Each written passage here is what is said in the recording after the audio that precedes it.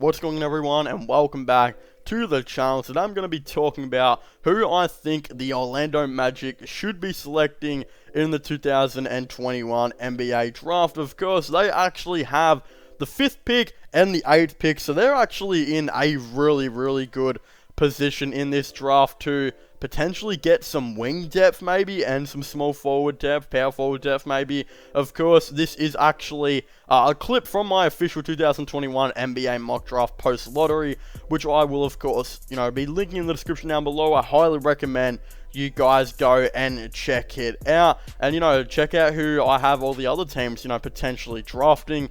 But yeah, without further ado, I guess we'll get straight into it. With the 5th overall pick, I have the Orlando Magic. Now, this one was kind of hard for me because I needed to see what their positional needs were. But at the end of it, I figured to myself, they've got enough point guards, they've got enough shooting guards. They don't need Mitchell or Johnson. How about we go get some forward depth for this team? So I actually went out and got them Jonathan Kaminga at pick 5, who I think is best available. He is 6'8", listed as power forward, can play small forward and power forward, and has some experience, of course, playing for that G League Ignite team. So I just think that makes so much, sense for them to take Kaminga, give them some forward depth, especially considering they lack a lot of it. And again, they'll be losing Otto Porter Jr. in free agency most likely. James Ennis, I think, will leave in free agency. Gary Harris, who probably play a lot of small forward this year, they'll probably look to trade or reach a buyout. They will have no small forwards, so I think you bring in a dude that can play power forward as well, and probably start for you at small forward in Kaminga. He averaged 33 minutes per game this year, 15.8 points per game, 2.7 assists, and 7.2 rebounds. Again, his 3-point percentage wasn't great, only about 25%, but I don't think that really matters. If you can have a starting 5 of I'd probably say they'd roll Fultz at point guard, Hampton at shooting guard, Kaminga at small forward, Isaac at power forward, and maybe Wendell Carter at center. Then off the bench, you'd probably have Cole Anthony continue to come off there, Michael Carter-Williams, etc. And again, the other player who I'll get into drafting a little bit later. So again, they've got enough really guard depth. Why not actually go out and get a forward? I know they've already got a power forward in Jonathan Isaac, but I think Kaminga would start at small forward for the time being. And let's be honest here, who is going to stop Isaac and Kaminga? That is a lethal forward combination. Both of them are absolutely insane, defensively, in my opinion. I think, Isaac will eventually develop now into being like a 15-point per game type of dude, especially now, when he'll come back. I think Kaminga will probably start off being like only an 8-point per game dude in his first season, but I think he could develop very strongly. And yeah, Orlando have, I think, again, as I said, enough guards. They've got a couple of centers, Mo Bamba, Wendell Carter Jr.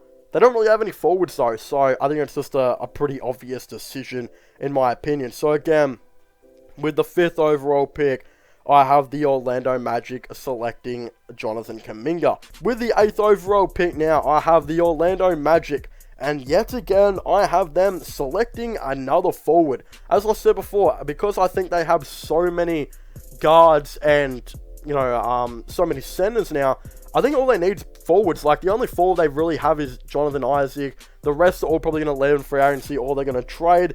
So again, I think you bring in Kaminga, who you will start at that small forward position.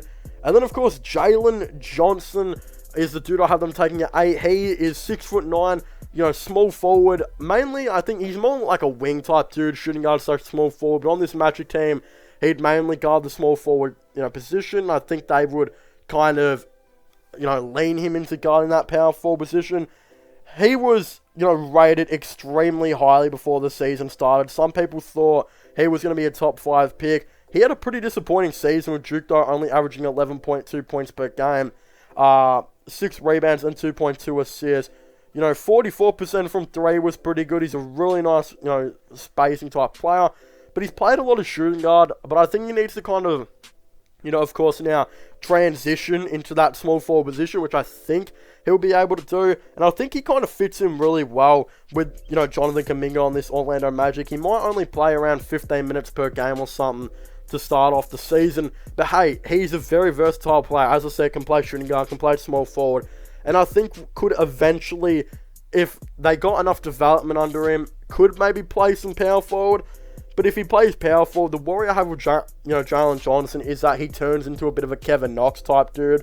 A dude who was in college could be a very, very good shooter and has the potential to guard the power forward position, but was always too tall for the position that he wanted to play. Like, if we look at Kevin Knox, the dude is like, I believe, 6'9", and he is having to play power forward / small forward, but realistically, he kind of fits more of that shooting guard, being a dude that can just, catch and shoot all the time. But because he's so tall and not really fast enough, can't really play the position. So I had the same issue with Jalen Johnson, but I think his speed shouldn't exactly be too much of an issue.